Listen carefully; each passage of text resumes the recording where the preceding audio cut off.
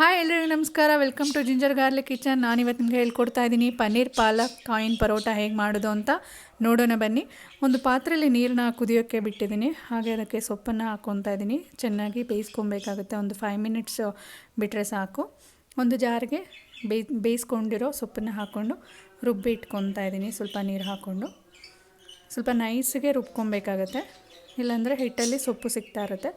ಒಂದು ಬೌಲಲ್ಲಿ 1 ಕಪ್ಪಷ್ಟು ನಾನು ಗೋಧಿ ಹಿಟ್ಟು ತೊಗೊಂಡು ಮಿಕ್ಸನ್ನ ಹಾಕ್ಕೊತಾ ಇದ್ದೀನಿ. ಮಿಕ್ಸ್ ಹಾಕ್ಕೊಂಡು ರುಚಿಗೆ ತಕ್ಕಷ್ಟು ಉಪ್ಪು ಹಾಕ್ಕೊಂಡು ಈ ಥರ ಸಾಫ್ಟಾಗಿ ಕಲಿಸ್ಕೊಬೇಕಾಗುತ್ತೆ. ಇನ್ನೊಂದು ಬೌಲಲ್ಲಿ ಪನ್ನೀರು, ಸ್ವಲ್ಪ ರುಚಿಗೆ ತಕ್ಕಷ್ಟು ಉಪ್ಪು, ಚಿಲ್ಲಿ ಪೌಡರು, ಗರಂ ಮಸಾಲ, ಸ್ವಲ್ಪ ಪೆಪ್ಪರ್ ಪೌಡರು, ಕೊತ್ತಂಬರಿ ಸೊಪ್ಪು, ಸ್ವಲ್ಪ ಚಿಲ್ಲಿ ಫ್ಲೇಕ್ಸ್ ಇಷ್ಟನ್ನು ಹಾಕ್ಕೊಂಡು ಮಿಕ್ಸ್ ಮಾಡಿ ಇಟ್ಕೊಬೇಕಾಗತ್ತೆ.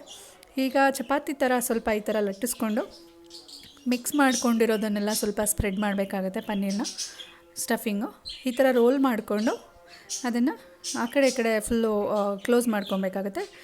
ಈ ಥರ ತೆಳುಗೆ ಕಟ್ ಮಾಡಿಕೊಂಡ್ರೆ ಸಾಕು.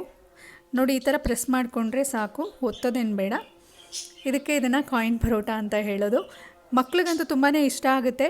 ಬ್ರೇಕ್ಫಾಸ್ಟ್ಗೂ ಕೊಡ್ಬೋದು, ಇಲ್ಲ ಸ್ನ್ಯಾಕ್ಸ್ಗೆ ಕೊಡ್ಬೋದು, ನೀವು ಲಂಚ್ ಬಾಕ್ಸ್ಗೂ ಹಾಕ್ಬೋದು. ಇದನ್ನು ತುಂಬ ಚೆನ್ನಾಗಿರುತ್ತೆ, ಮಕ್ಕಳು ಇಷ್ಟಪಡ್ತಾರೆ. ಸೊಪ್ಪನ್ನು ಕೊಟ್ಟಂಗೆ ಆಗುತ್ತೆ, ಚೆನ್ನಾಗಿರುತ್ತೆ. ನೀವು ಟ್ರೈ ಮಾಡಿ, ಹಾಗೆ ನನಗೆ ಕಮೆಂಟಲ್ಲಿ ತಿಳಿಸಿ ಹೇಗಿದೆ ಅಂತ ಹೇಳಿ. ದಯವಿಟ್ಟು ಯಾರೆಲ್ಲ ಇನ್ನೂ ಸಬ್ಸ್ಕ್ರೈಬ್ ಮಾಡಿಲ್ಲ ಅವರು ಈ ಕೂಡಲೇ ಸಬ್ಸ್ಕ್ರೈಬ್ ಮಾಡಿ, ಬೆಲ್ ಐಕಾನ್ ಕ್ಲಿಕ್ ಮಾಡಿ, ಶೇರ್ ಮಾಡಿ, ಕಮೆಂಟ್ ಮಾಡಿ. Thank you.